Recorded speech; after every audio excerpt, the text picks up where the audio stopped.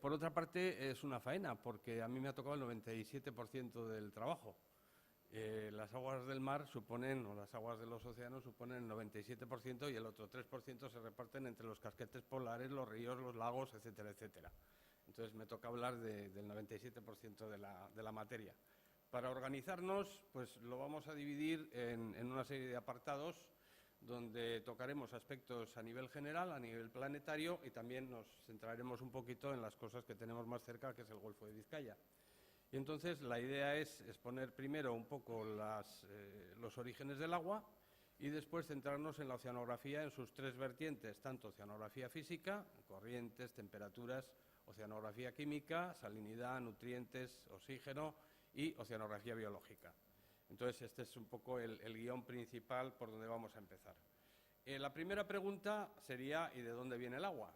Bueno, pues la historia del agua es un pelín antigua. Cuando antes hablabas de los 30 y pico años, pues claro, ahora tenemos que remontarnos a 13.700 millones de años, que es cuando se empieza a formar el hidrógeno, que es uno de los componentes del agua, exactamente no en ese momento, sino 380.000 años después, que es cuando el universo alcanza la temperatura de los 3.000 grados Kelvin y los electrones que andaban por ahí despistados se pueden acoplar a las órbitas y formar los primeros átomos de hidrógeno. El segundo elemento, que va a ser el oxígeno, vamos a tener que esperar un poquitín más, 200 millones de años, porque se va a formar en el interior de las estrellas. Con lo cual, al cabo de poco más de 200 millones de años desde que comienza el universo, tenemos en el universo átomos de oxígeno, átomos de hidrógeno y se empieza a formar las primeras moléculas de agua que ya tienen antigüedad. El año 1969 hubo un acontecimiento, dos acontecimientos en este planeta que dieron la luz o constituyeron el comienzo del conocimiento que hay hoy en día sobre el agua en el universo. En febrero, en una población que se llama Chihuahua, en México, cayó un meteorito que se llama Allende porque cayó en la población llamada Allende, y un poquito más tarde, en septiembre, en Sudáfrica, cayó otro meteorito que se llama Murchison porque también cayó en una población que se llama Murchison. Estos dos meteoritos, cuando se analizaron, dieron bastantes sorpresas. Tres sorpresas muy importantes. La primera, son más antiguos que el sistema solar. Es decir, esto existía antes de que existiera el Sol y la Tierra. La segunda, tienen agua. La tercera, tienen aminoácidos. Claro, los aminoácidos hasta entonces se pensaba que los fabricábamos los seres vivos. Pues no. Entonces ahí surgió, o a partir de ahí surgió las teorías de la panspermia, del origen extraterrestre de las moléculas que han dado lugar a la vida en el planeta Tierra y que está vinculada a la llegada del agua.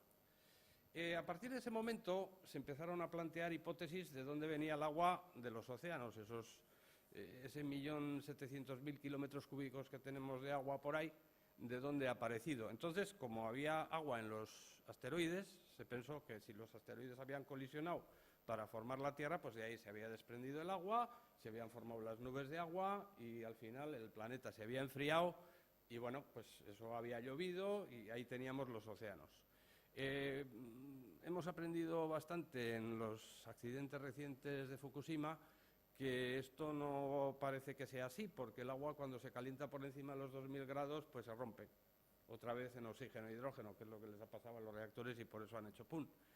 Entonces, la siguiente hipótesis fue que pues algún gran cometa pues, impactó sobre el planeta cuando éste estaba terminándose de formar y de ahí vino el agua que tenemos en el planeta. Bien, hace unos poquitos años, 2 años, se han hecho análisis en los cometas, se han mandado unos chismes para analizar y se ha visto que la relación de deuterio e hidrógeno pues, es mucho mayor de la que hay en el agua del planeta. Bueno, pues la última teoría que se ha publicado en Nature el 2009 pues dice que probablemente 100 millones de años después de que se formara la Tierra, cayeron una serie de asteroides cargados de agua y probablemente de ahí tenemos el agua de los océanos. Y a lo mejor hasta un 10% puede proceder de los cometas que colisionaron en ese momento. De forma que, pues, más o menos milagrosamente, pues tenemos un planeta que tiene agua y por tanto es habitable, porque si no, desde luego, no estaríamos aquí ahora. Bien. Dando los típicos datos estadísticos de la distribución del agua en este planeta, pues como he dicho antes, el 97% de la que tenemos está en los océanos. y el otro 3% pues hay que repartirla pues entre los casquetes polares, los ríos, los lagos, las aguas subterráneas, etcétera, etcétera. Es decir, que en principio agua no sobra. El problema es que no es del todo utilizable. Pero bueno, hay técnicas de ósmosis inversa, hay cosas que supongo que se irán desarrollando con el tiempo y que, bueno, hay posibilidades. Centrándonos en lo que es el estudio de los océanos, el estudio de los seres vivos de los océanos y de los océanos en sí es algo bastante antiguo. Pues ya Aristóteles tiene sus aportaciones a la historia natural de seres vivos marinos. Hay un libro precioso que es La Liútica de Opiano, que explica una serie de cosas preciosas sobre las migraciones de los atunes. En todos estos libros antiguos, y me meto en el Renacimiento con Ulises Aldrovandi y Josep Rondelet, que son dos naturalistas que también hacen unos libros fantásticos, pues se mezclan cosas que son verdad y cosas que son fantasías. ¿Cuándo surge realmente el conocimiento científico en el campo de la oceanografía como ciencia interdisciplinar? Pues tiene una fecha muy concreta, en 1872 a 1876, que es el viaje de un navío británico que se llama Challenger alrededor de todo el planeta, recorre 127.000 kilómetros durante 4 años, descubre 4.700 especies nuevas para la ciencia, descubre que los océanos, que se pensaba que eran mucho menos profundos, pues llegan hasta los más de 8.000 metros, porque aquí se descubrieron profundidades de 8.200 metros en la fosa de las Marianas, realmente es un poco más, hasta 11.000 y pico, pero prácticamente a partir de ese momento se inicia una ciencia que, repito, es interdisciplinar y, a diferencia de lo que ocurre en otras ciencias terrestres, estoy hablando de la ecología, donde los físicos, los químicos, los geólogos, los biólogos, cada uno va por su lado, por una razón, porque salen a la mañana a trabajar, vuelven a casa y se olvidan. En estas expediciones hay un pequeño cambio, y es que a la mañana vas a trabajar y a la noche sigues trabajando y conviviendo con las mismas personas, que son los otros físicos, químicos, biólogos, con lo cual, digamos que la transversalidad, el flujo de ideas entre unos y otros es muchísimo mayor. Y muchas veces, pues de estas expediciones salen ya los libros editados casi del propio barco, cosa que no ocurre en otras disciplinas. A partir de aquí podríamos establecer cuatro divisiones. La oceanografía geológica, que se va a encargar de estudiar el origen y formación de los fondos oceánicos y la evolución.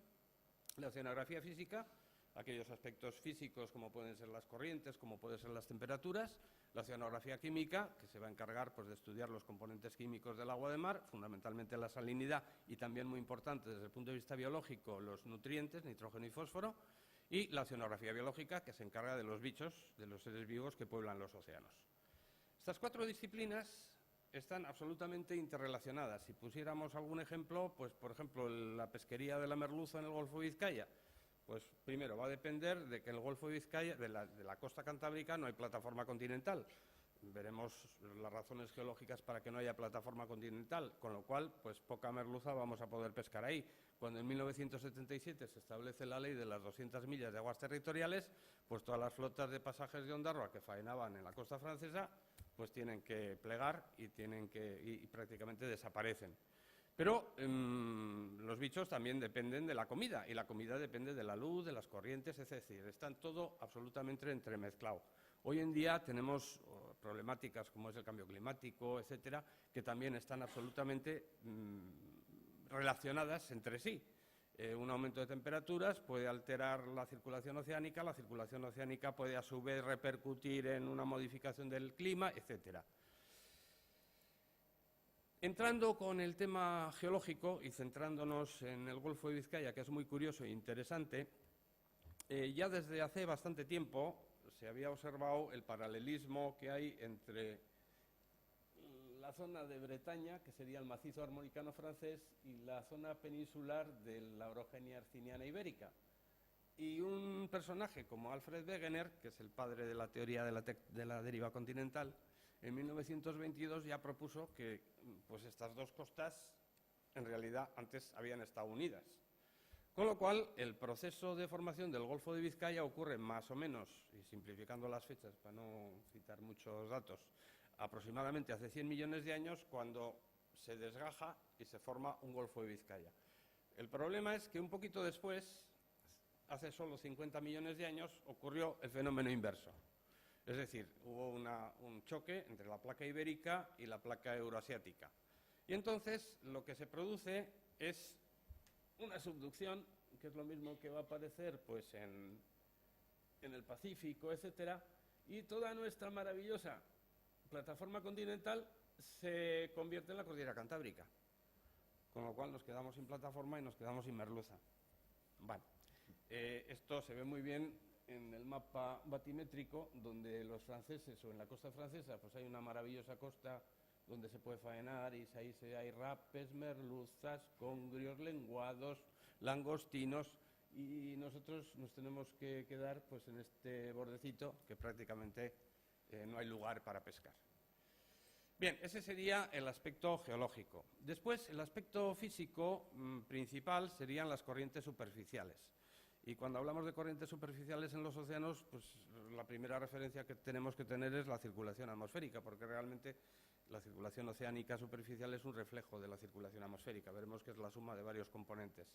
Y la circulación atmosférica, simplificando mucho, está condicionada por dos fenómenos. Uno, las células de convección. El aire en el trópico se calienta. Al calentarse, baja su densidad y se eleva. Deriva hacia zonas del norte o hacia zonas del sur, según el hemisferio en que estemos, y cuando se enfría se hunde. Y tenemos pues, las tres células de convección, que serían, no puedo decir los nombres, la de Hartley, la de Ferrel y la polar. Bueno, si la Tierra estuviera quieta, el modelo sería genial, porque sería norte-sur, sur-norte, no habría más problemas. Pero hay un pequeño problema, y es que la Tierra se mueve. Y como la Tierra se mueve, cuando consideramos un sistema que se mueve como un sistema inercial, pues las fuerzas, aparecen fuerzas fantasmas que no entendemos muy bien y que no voy a dar las fórmulas físicas aquí y que bueno, se pueden entender muy sencillo. Pero, bueno, haciendo una pequeña caricatura, si tuviéramos un pirata que dispara un cañón en el Ecuador y quiere darle a un castillo que está en el Polo Norte, pues, repito, no voy a hablar de fuerzas, al final se equivocaría y la trayectoria pues, iría desviada hacia la derecha y hacia la izquierda en el hemisferio sur. Y si fuera al revés, si disparara desde el Polo Norte, pues también la trayectoria se derivaría. Si juntamos, y esto se conoce con el nombre de las fuerzas Coriolis, responsables de muchas cosas.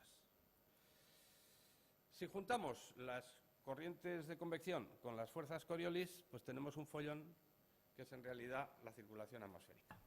Pero que bueno, que desde el punto de vista físico el modelo tampoco es tan complicado. Las fuerzas de la atmósfera, del desplazamiento atmosférico, producen un rozamiento sobre las masas de agua y las arrastran. ¿Cuál es la diferencia entre la atmósfera y el agua? Que la atmósfera no tiene fronteras y el agua sí, porque claro, llega a los bordes de los continentes, choca y da la vuelta. Con lo cual, si sumamos la circulación de las corrientes de convección más la circulación Coriolis más las fronteras de los continentes, el componente final es la circulación de los océanos superficial, que es relativamente sencilla. Es esta. Hay unos patrones que son bastante estables, luego viene lo del Niño, de los alisios, de los años que falla, etcétera. Es decir, esto es el modelo simple que luego se puede complicar.